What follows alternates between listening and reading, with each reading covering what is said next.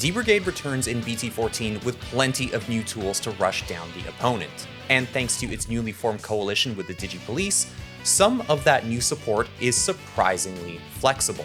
In fact, the new support is so flexible that I think D-Brigade can actually get back to its original side hustle, which was supporting bottom-tier black decks. D-Brigade's history as an engine goes back to the early era of the game where black as a color was in a pretty weird place. It was actually one of the colors with the most distinct archetypes at the time, but Bandai rarely printed enough support to make those archetypes viable. Think of Dark Knightmon in BT7 who launched with a scant 4 cards, or Justimon who did slightly better with 5 in EX2. Now, this wouldn't necessarily be a problem if black had a lot of generic powerful cards to fill the gaps. But it didn't. Except for D-Brigade. D-Brigade had almost no top end to speak of upon release, which allowed other decks to graft it on quite easily. And this worked out well, giving decks like Justimon and Dark Knightmon the ability to rookie rush while they tried to get their actual game plan going. You also got access to a great finisher in BT4 Darkdramon, which was a level 6 with rush that you could essentially slam for 3 memory with some setup. With the release of BT14, there's an even better reason to consider D-Brigade as an engine for your deck. Now, it can give your stacks near universal protection. There are 2 cards in particular that we need to look at here: BT14 Commandramon and BT14 High Commandramon. BT14 Commandramon is a 3-drop with 1000 DP and the on-play effect to search the top 5 cards of the deck for a D-Brigade or Digi-Police card, and then return the rest to the top or bottom of the deck in any order. But it's the inheritable that we really care about, which says that once per turn, when this Digimon would leave play by an opponent's effect, you can delete another Digimon with the D-Brigade trait instead. Pretty broken. High Commandramon is a level 4 that is treated as a Commandramon at all times, and its one attacking effect will check the top 3 cards of the deck and play a D-Brigade or Digi-Police card with a cost of 3 or less. And of course, it shares the same inheritable as BT14 Commandramon. The fact that Bandai didn't tribal lock this protection means that any deck using a black base theoretically has access to a once per turn Omni protection. Okay, well, it doesn't stop D-Digivolution, but still, this is pretty wild. As long as you have fodder to pop, you can potentially preserve your boss monster twice in 1 turn.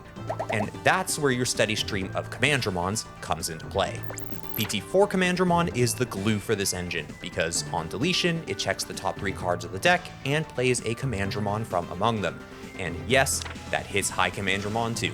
And if you hit another copy of this guy, well, even better. The vanilla 2-drop Commandramon is also really valuable here, since you can potentially play it while maintaining your turn, or use it to memory choke your opponent. High Commandramon's one attacking skill can also help you establish some fodder for your protection effect while you're climbing up to a bigger stack, which is an advantage that you need to keep in mind. Now, it's pretty clear how this engine works, but the real question is, how do we use this effectively? Well, it turns out that it's probably a numbers game. It's probably not enough to just stick 4 copies of BT14 Commandramon into your deck and call it a day. The odds of seeing 1 Commandramon for your main stack and then playing out another one as fodder will be pretty low, especially if your deck lacks heavy draw power. Machinedramon decks in the Japanese meta are the only notable exception here because they are already tight on space, have plenty of cycle, and really only need 1 to 2 stacks to close out the game anyways. For everyone else, your Commandramon count needs to be higher. And if you want that protection more consistently, you're going to want to make room for High Commandramon as well. But again, you need steady fodder. So at this point, you're probably looking at BT4 Commandramon 2, which is going to bring you up to 12 cards. And that's probably the bare minimum you'll want to run. That 12 card package still leaves you room for an archetypal rookie, while giving you a small but reasonable chance to hit a Commandramon off of your gotcha effects. Now, there is a good argument here for just going for a full Commandramon base and then adding in 4 of the 2-drop vanillas to improve your odds on the gacha effect, while also giving you access to really cheap fodder that you can just drop in a pinch. But really, it's up to preference and how much space your main archetype can accommodate. It's worth mentioning that the broader D-Brigade Digi-Police coalition has some tools worth considering if you have the extra space in your deck. EX3 Sealsdramon is a level 4 with jamming, and its inheritable grants Rush once per turn to any D-Brigade Digimon that you play. Now, usually you pair this with the 2-drop vanilla in order to really close out games quickly, because it basically costs as much as a hybrid. BT4 Darkdramon is still a solid pick, basically acting as a hybrid for game, while refreshing your deck with 5 Commandramons to play out as needed. BT14 Missaimon is a good choice for heavier coalition packages since it lets you refresh your deck with 3 targets while giving you a nice 2000 DP buff on the swing.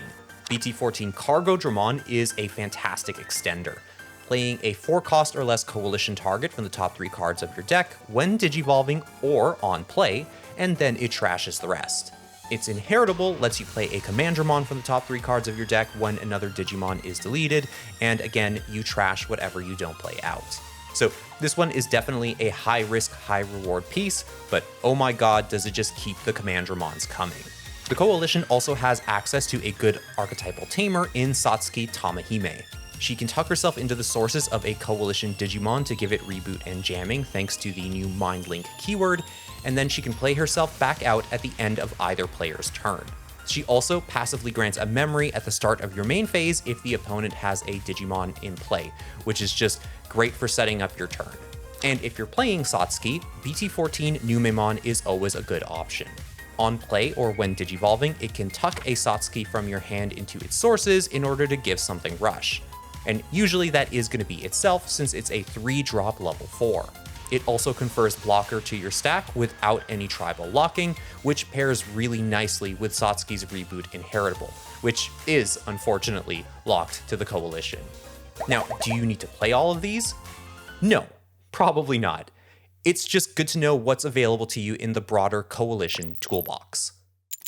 So now that you know what the engine does, you're probably wondering which deck to pair it with. Well, Machinedramon is a decent choice as mentioned earlier, though space will always be an issue. And honestly, Machinedramon has good enough protection for most situations. If you're looking for a slightly more meme tier pick, then Black Mega Garglemon is an interesting choice, creating a wall of reboot blockers every turn, while itself threatening a double swing or a double block. But if there's one archetype that I think plays perfectly alongside the D-Brigade engine, it would have to be Justimon. The deck inherently has synergy with the Coalition package, since your main line are Dramons and Cyborgs. You get access to 2 decent tamers in Ryo and Kazu who help you turbo through the deck, and of course, Justimon gives you a top end with decent OTK potential. Justimon also loves to have a lot of black tamers in play, so Satsuki with her Mind Link is a nice inclusion. And since Justimon likes to OTK, having a few layers of protection will ensure that you can close out the game without worrying too much about security bombs. Now, here's a quick and dirty look at a Justimon list utilizing a heavy Coalition engine.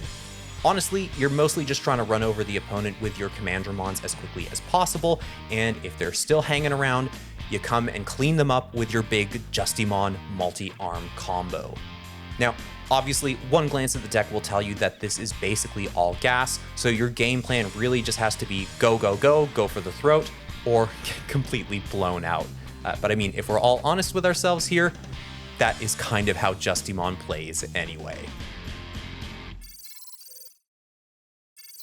And that's the D-Brigade Digi-Police Coalition engine, which, yes, admittedly is a mouthful, but it's also a great piece of support for any black-based deck in need of a little help. And with more support for the D-Brigade and Digi-Police Coalition slated for BT15 and BT16, I think these are probably some cards that you're going to want to pick up now, especially since the Coalition as a deck on its own is pretty darn ferocious. But anyways, guys, that's going to do it for this video. As always, if you enjoyed it, you learned something new, make sure to show your support with a thumbs up. And hey, if you haven't subscribed already, I'd really encourage you to do it now because I am trying desperately to get to 1,000 before the end of the year on this brand new channel. If we can get there before New Year's Eve, it's going to mean the world to me. But anyway, with that, I will leave y'all to it, guys. I'll catch y'all in the next one. And until then, peace.